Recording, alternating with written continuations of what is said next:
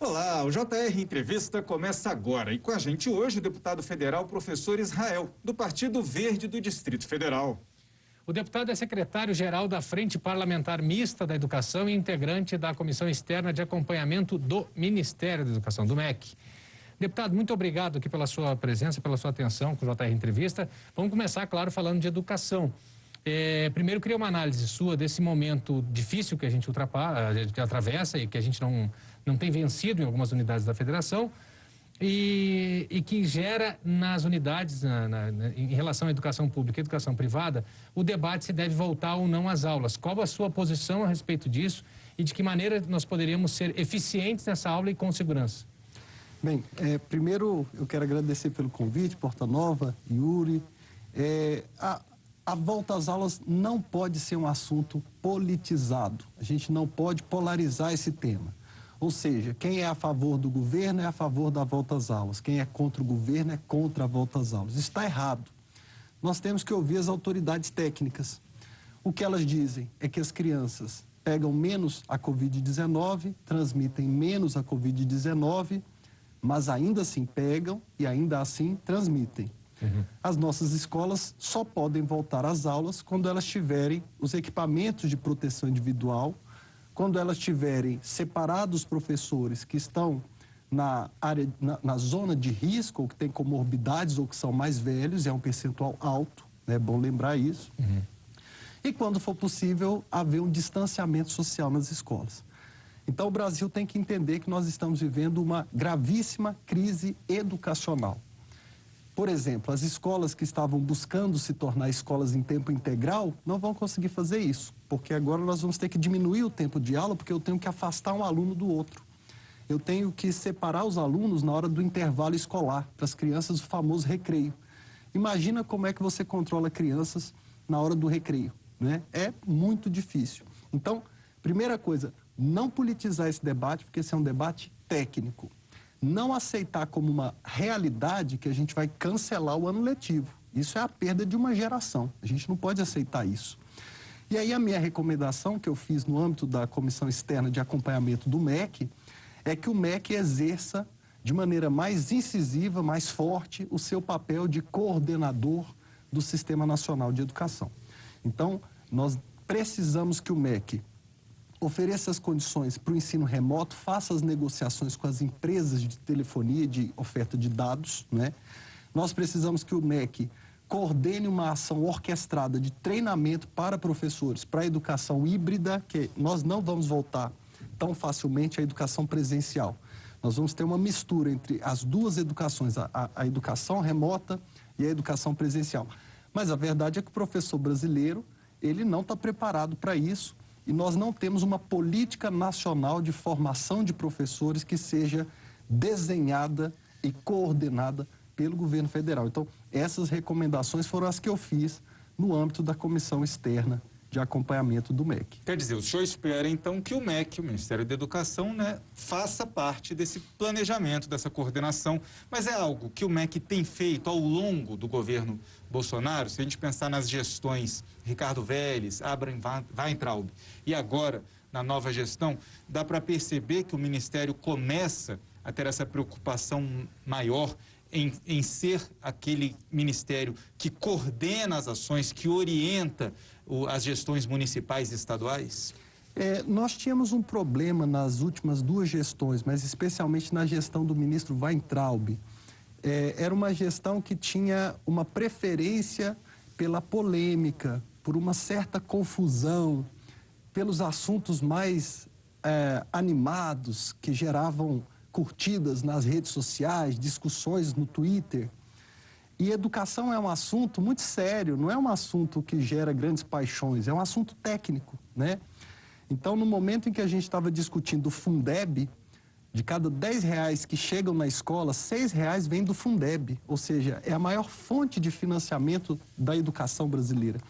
Enquanto nós discutíamos Fundeb, o ministro queria discutir outros assuntos, como, por exemplo, se Paulo Freire deve ou não ser o patrono da educação brasileira. Isso não tem importância nenhuma para a criança que está lá na escola. A criança não está querendo saber disso, ela quer saber se a merenda está em dia, ela quer saber se a professora está satisfeita. A criança quer saber se ela vai ser bem cuidada, bem tratada. Então, havia uma crise de prioridades no MEC, né? Agora, com o novo ministro, a gente tem a esperança de que ele não seja uma pessoa muito ligada às redes sociais, porque isso desconcentra, né? E o ministro tem uma função muito pesada, o trabalho dele é muito pesado, é muito técnico, né? Então, eu percebo que esse atual ministro é mais discreto, é mais silencioso, me parece mais concentrado. Mas como ele ficou doente com a Covid, a gente ainda não viu o trabalho dele.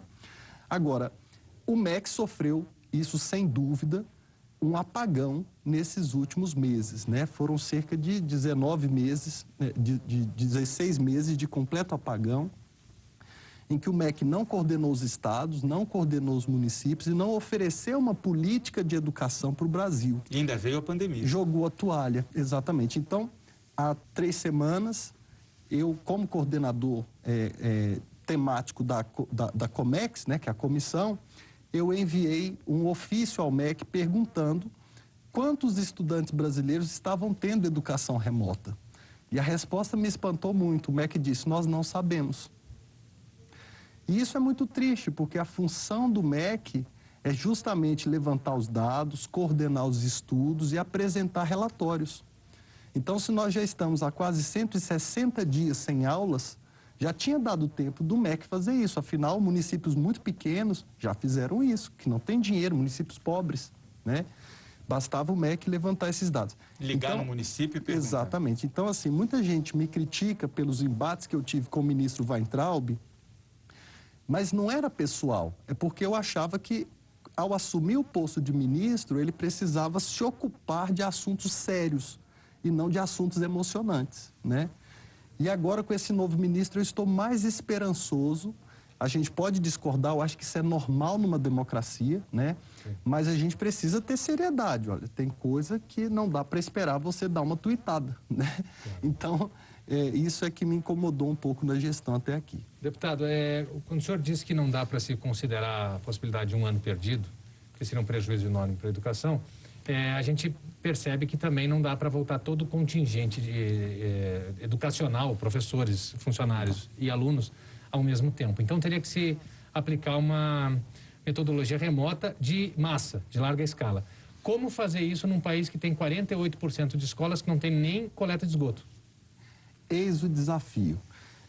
O Brasil vai viver um aprofundamento do fosso da desigualdade educacional, isso a gente já está esperando, e na verdade o que a gente busca é salvar o que for possível, evitar que o desastre seja completo. Nós temos 16% das escolas brasileiras sem um vaso sanitário, essa é a realidade do Brasil.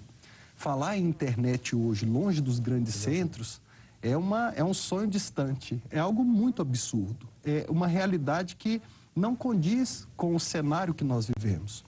Então, primeira coisa, nós já perdemos muita coisa, não vai dar para ser igual, mas se a gente se perder agora em guerras, em brigas inúteis, em debates inúteis que geram mais raiva do que comprometimento, cooperação, aí é que a gente não vai salvar nada mesmo, né?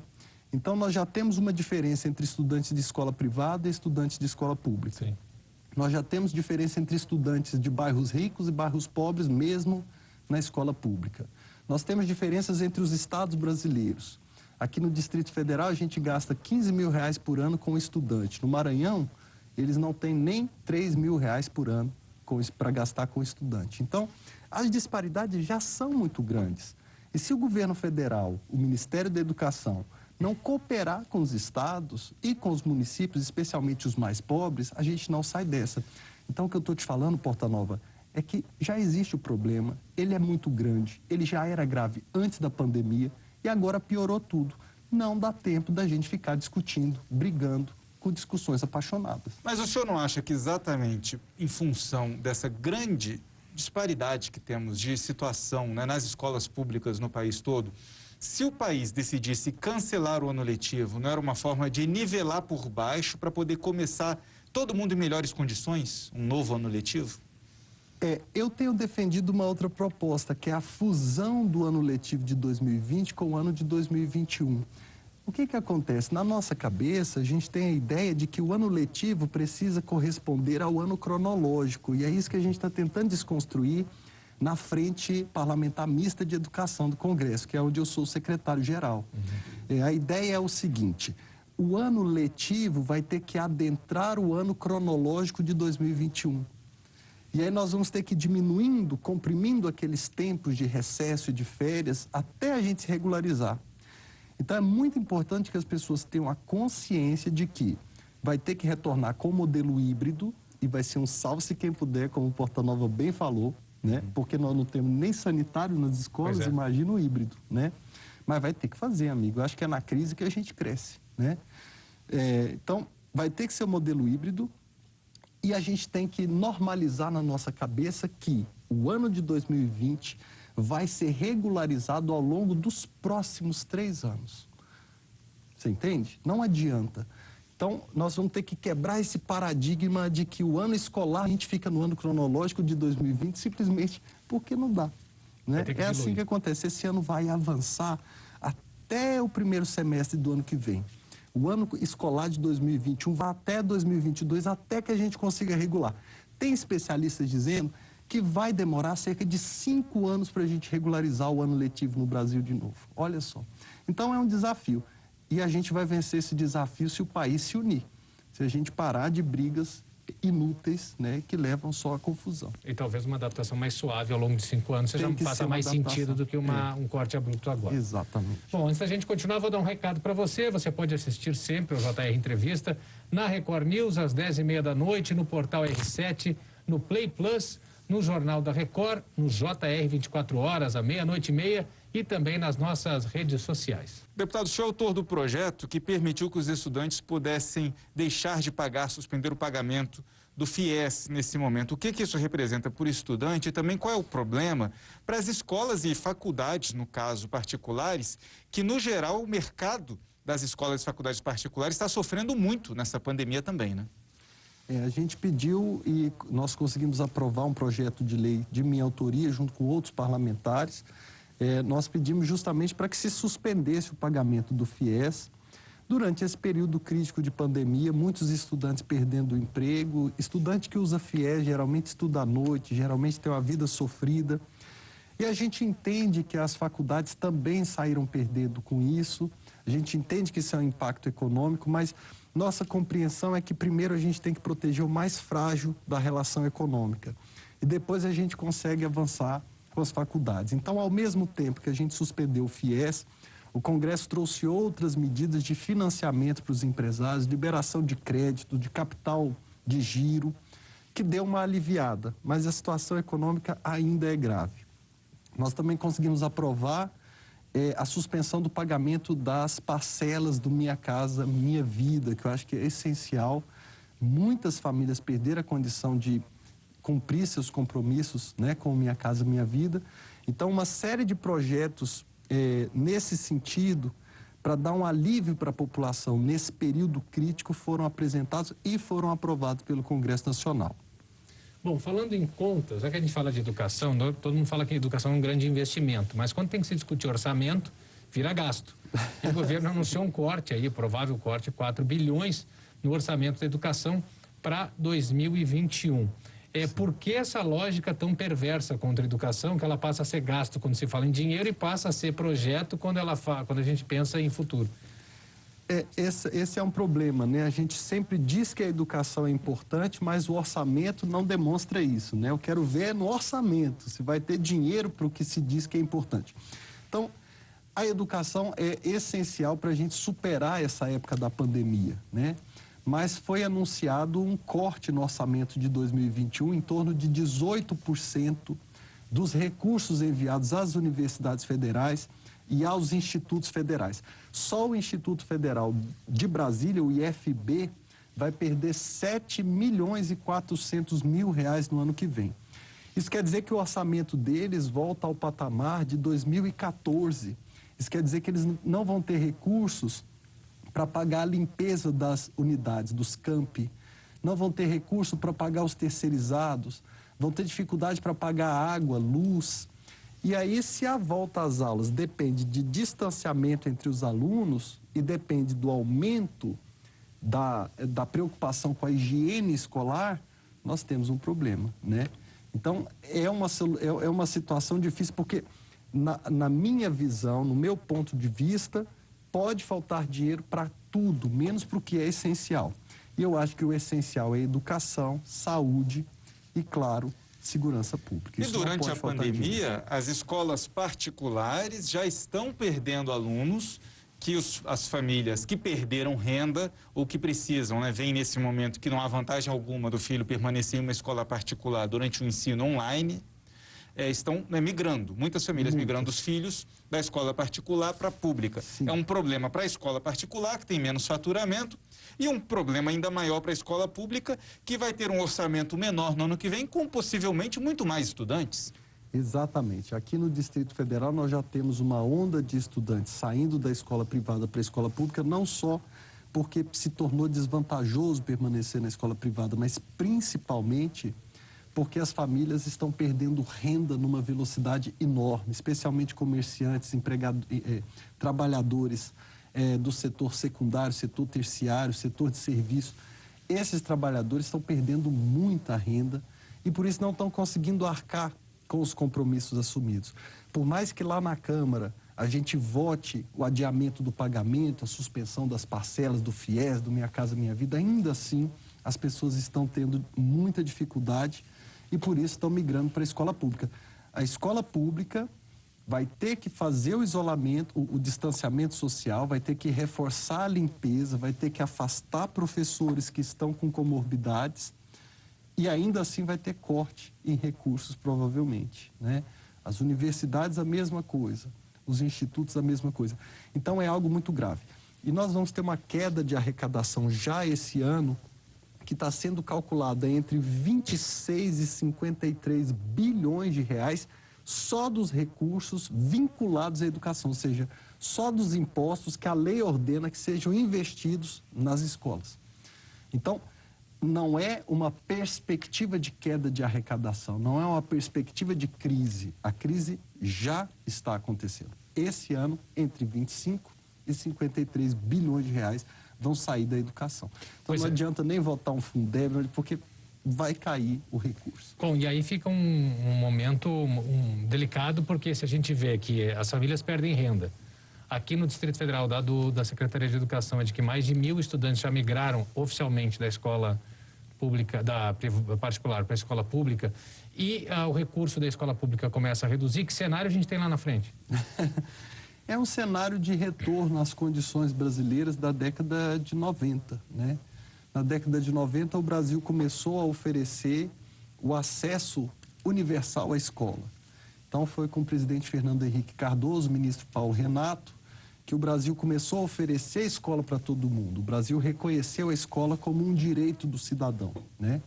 Agora, a gente estava avançando para a fase de oferecer qualidade escolar para todo mundo. Então, primeiro, nós universalizamos o acesso, né? Agora a gente iria universalizar a qualidade. Não sei se seu pai já falou para você, na minha época a escola pública era muito boa. Exato. Por quê? Porque ela era para poucos. Então, nos anos 90, o Brasil decidiu que a escola tinha que ser para todo mundo. Ela perdeu um pouco da qualidade, perdeu muito até, né? E agora a gente já tinha vencido a luta para ofertar educação para todo mundo e a gente estava entrando numa outra batalha, que era ofertar educação de qualidade. Então, me parece, e pelo que eu tenho visto no Congresso, que o Brasil vai dar alguns passos atrás e nós vamos ter que lutar para oferecer escola para todo mundo de novo, ainda sem aquela qualidade que a gente esperava. Obrigado, deputado. O JR Entrevista faz um rápido intervalo e na volta a gente fala sobre a Frente Parlamentar da Renda Básica. Até já. Estamos de volta com o JR Entrevista e aqui com a gente hoje o deputado federal, professor Israel, do PV do Distrito Federal. Deputado, falando, o senhor faz parte da Frente Parlamentar da Renda Básica, que trata de renda básica, e a gente tem algumas discussões a respeito desse tema, inclusive uma discussão que também está em andamento fora do país. Renda mínima ou renda universal? Renda mínima quase como um Bolsa Família, renda universal, uma renda, um complemento para todos. Qual a sua posição a respeito? Eu acredito que nós vamos ter que discutir uma renda universal. É fundamental que a gente tenha esse debate. Não que todo mundo precise receber essa renda universal. A gente pode transformar essa renda universal numa renda dirigida para certas camadas da sociedade que realmente precisam disso. Aí seria a chamada renda básica, né? Agora, esse é um debate antigo que aponta para o futuro. Quando a gente fala das mudanças que estão acontecendo no mundo, pela primeira vez se fala numa tecnologia que comece realmente a desempregar o ser humano. Em todas as vezes que a humanidade criou coisas novas, máquinas, robôs, pessoas ficaram por um tempo desempregadas e depois o próprio mercado criou novos empregos. Agora, pela primeira vez, a gente percebe a possibilidade de que as novas tecnologias simplesmente desempreguem. Nós já temos estudos que vão trazer o carro sem motorista até a década de 2030. Falta pouco, faltam 10 anos para isso. Isso vai desempregar quantas pessoas, né? Sim, a indústria já tem uma acurácia de 99,8% desses carros autônomos. Exatamente, quer dizer, então já está quase no ponto de que essa tecnologia se torne disruptiva, ou seja, que ela tome o mercado e passe a ser uma tecnologia em vigor, né? Ela tome conta. Então, pela primeira vez a gente imagina que a tecnologia pode causar um desemprego que não tenha mais volta, né? E aí, como é que nós vamos tratar as pessoas que vão ficar desempregadas? Temos muitos autores estudando isso, eu recomendo até para os nossos telespectadores que leiam o livro do Harari, 21 questões para o século XXI, que vai tratar desse tema com perfeição, um livro maravilhoso, em que ele vai explicar que nós vamos ter que resolver esse assunto oferecendo uma renda básica para as pessoas que garanta para elas o mínimo de dignidade para sobreviver num mundo que não vai achar espaço para que elas trabalhem. Mas, deputado, o senhor deve estar fazendo contas, né, dentro desse grupo, e as contas com certeza não estão fechando, porque se a gente não tem dinheiro nem para educação, como a gente viu, né, no primeiro bloco, a gente discutiu isso, nós temos um salário mínimo que é 4 vezes menor do que a necessidade básica de uma família. Como que nesse cenário, tipicamente, infelizmente, brasileiro, nós podemos pensar nessa renda? Não é algo para esse cenário, é algo que precisa começar a ser discutido desde agora. Para isso, nós vamos ter que fazer uma série de reformas, inclusive a famosa reforma tributária. Não tem jeito, vai ter que ser feita essa reforma. Se a gente vai oferecer uma renda básica, não faz sentido a gente continuar cobrando impostos sobre o arroz e o feijão que as famílias compram, né? Hoje, o brasileiro paga imposto ao consumir comida, remédio. 50% de todos os nossos impostos pagos são do consumo, né? Então, eu não posso dar uma renda para você e depois te cobrar essa renda de volta em impostos. Vamos ter que mudar. Para de cobrar impostos sobre o consumo e passa a cobrar impostos sobre a renda, né? Então, esse é o primeiro elemento que nós vamos ter que tomar providência sobre isso. Senão, não adianta te passar a renda básica, você me devolve metade dela, porque você consumiu arroz, feijão, açúcar, macarrão. Sim, porque, né, se a gente continuar na estrutura econômica que a gente tem hoje, ou na lógica econômica, o que pode acontecer? Se cria uma renda básica, uma renda universal, se injeta dinheiro no mercado, aumenta a circulação de moeda, sobe preço, sobe inflação, e aí aquela renda desaparece em 4, 5 anos. Também tem esse risco. Tem como se chegar num patamar. A Suécia está fazendo isso bem feito, né? Está reduzindo o desemprego com renda mínima, porque o que acontece? Quem já tem uma renda suficiente está trabalhando menos, está abrindo mais postos de trabalho. Exatamente. Tem como chegar num patamar de renda básica ou renda universal sem que se reequilibre essa cobrança de impostos que incide muito mais pesadamente quanto na classe mais baixa do que na classe mais alta? Eu tenho uma posição muito firme sobre reforma tributária, né? A única forma da gente ter a renda básica é fazendo a reforma tributária. Então, primeiro, para mim, a gente precisa diminuir tributação sobre consumo, a gente precisa fazer a chamada tributação progressiva, né? A gente precisa cobrar mais sobre a renda, sobre as pessoas mais ricas e cobrar menos das pessoas mais pobres. A gente precisa taxar alguns produtos, alguns investimentos e retornos que não são taxados, é a taxação de dividendos, a taxação de herança. O Brasil taxa a herança em 8%, é muito pouco. A França taxa em 60%. e a França ainda assim tem milionários e tem muitos herdeiros, muito mais que o Brasil, aliás, né? A Alemanha e o Japão taxam em 50%, a gente taxa em 8%. Está errado isso, porque você está colocando a conta para ser paga pelos mais pobres. Você precisa taxar o aluguel, por exemplo. Você precisa taxar a letra de crédito rural, por exemplo. É isso que você tem que taxar, né? Porque é aquele recurso, aquela renda que não vem do trabalho. É uma renda extra, é uma renda que gera super luxo, né? A gente taxa hoje o IPVA do carro popular. Aquela pessoa que trabalha de Uber está pagando imposto, né? Aquela pessoa que precisa levar a família para a escola, enfim, ela está pagando imposto, mas o iate não paga imposto no Brasil. Se você tiver uma lancha de luxo, você não paga imposto. Isso está errado. Mas quem é, né, contra essa taxação dos mais ricos diz que se fizesse isso, estaríamos afugentando o investidor. Que por isso que o mais rico paga menos imposto no Brasil, porque ele vai criar investimentos, criar empresas que vão empregar muitas pessoas. Essa lógica faz sentido? É um argumento elitista, porque se não fosse um argumento elitista, todos os países não fariam isso. E hoje quem não cobra esse tipo de retorno é só o Brasil e a Estônia. São só 2 países do mundo. Tem algum rico fugindo dos Estados Unidos porque estão taxando o IPVA do iate dele? Tem algum rico que fugiu da França por taxação do castelo dele? Ninguém fez isso, ninguém veio para o Brasil, inclusive, né? Por quê? Porque a riqueza se deita desconfortavelmente numa cama de pobreza. É isso que está acontecendo aqui. Então, o Brasil é pobre, os ricos não querem vir para cá, preferem ficar lá onde eles pagam mais impostos, mas podem sair na rua com segurança de não levarem um tiro, de não ter sua família atingida por uma bala perdida ou coisa assim.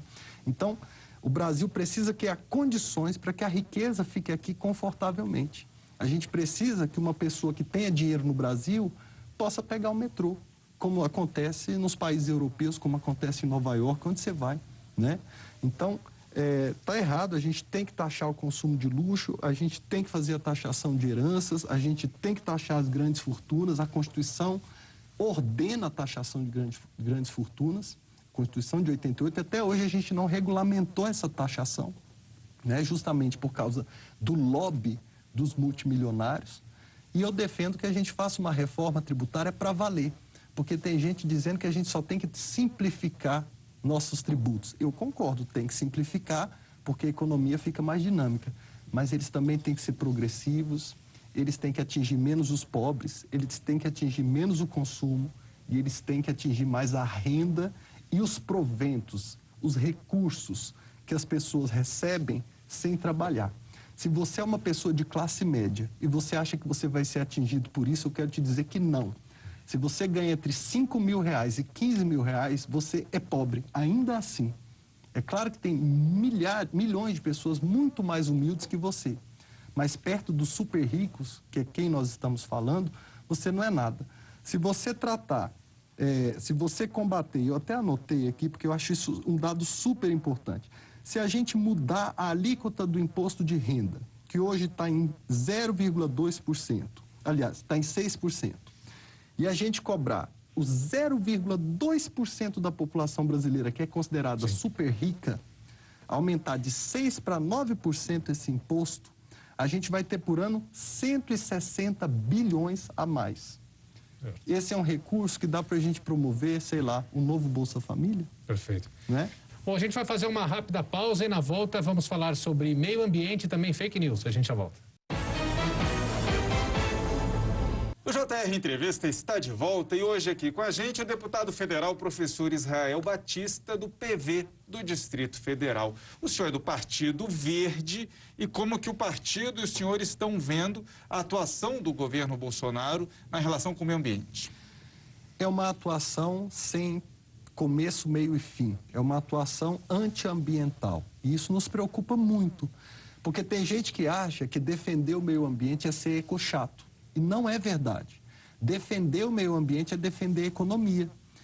Há 3 semanas, por causa dos incêndios, dos desmatamentos, dos ataques aos povos indígenas no Brasil, nós tivemos os mais poderosos fundos de pensão do mundo dizendo que não investiriam mais dinheiro no Brasil. Então, você quer ter investimento no Brasil? Respeita a legislação ambiental, porque o mundo inteiro está em outra frequência. O mundo inteiro está lá no futuro. E o Brasil está querendo voltar. O Brasil está querendo voltar para o passado. Então, a quantidade de embargos econômicos, de cancelamento de compras que o Brasil sofreu de 2019 para cá, não é brincadeira, é muito séria. E por que a gente sofreu esses embargos? Porque hoje as grandes companhias mundiais têm regras de controle ambiental muito rigorosas. Uma companhia europeia ou norte-americana de roupa não compra couro se o boi que produziu aquele couro for produzido numa área de desmatamento irregular. Ela não compra. Então, o Brasil precisa tomar jeito imediatamente, porque não é assunto de ecochato, é assunto de quem pensa nos empregos e no crescimento econômico. Pro encerramento, quase encerramento do nosso programa, a gente vai entrevistar um deputado do Partido Verde, a gente vai falar de meio ambiente só no último bloco para ver como a situação tá mexida. Falando de fake news, tem toda uma discussão nacional e o senhor participa ativamente dessa discussão. Você acha que é possível regular, com tanto site internacional, tanta hospedagem lá fora, é possível regular esse setor? É difícil regular esse setor porque a gente tem dois direitos aí em crise, né? Primeiro, o direito à liberdade de expressão e, segundo, a liberdade de ser informado, de informação. Então, a gente precisa calibrar esses dois direitos, né? A liberdade de expressão é a liberdade para você dar a sua opinião, para você se posicionar politicamente, para você expressar a sua fé religiosa. Mas essa liberdade de expressão não é uma licença para você caluniar, para você mentir, para você espalhar informações falsas. Então, o Brasil hoje tem as redes sociais como primeira fonte de informação. 72% dos brasileiros leem a primeira notícia do dia na internet. O Brasil hoje tem um uso de WhatsApp generalizado pelo país. Agora, tem outra realidade importante. Uma notícia falsa repercute 70% mais que uma notícia verdadeira. 9 em cada 10 brasileiros receberam pelo menos uma notícia falsa sobre a Covid-19 pela internet. O Brasil teve um surto de sarampo em 2018 por causa de uma campanha anti-vacinação feita pela internet. As mães ficaram com medo dos seus filhos serem vacinados e sofrerem de autismo. Então a gente precisa criar alguma regra para esse setor urgentemente, sem acabar com a liberdade de expressão. Muito obrigado, então, deputado. A gente vai encerrando. O JR Entrevista fica por aqui. Lembrando que você pode assistir ao programa na Record News, às 10h30 da noite, no portal R7, no Play Plus, no Jornal da Record, no JR 24 horas, à 00h30 e também nas nossas redes sociais. Deputado, obrigado uma vez mais pela participação aqui com a gente e obrigado também a você pela companhia e audiência. Até a próxima. Tchau, tchau.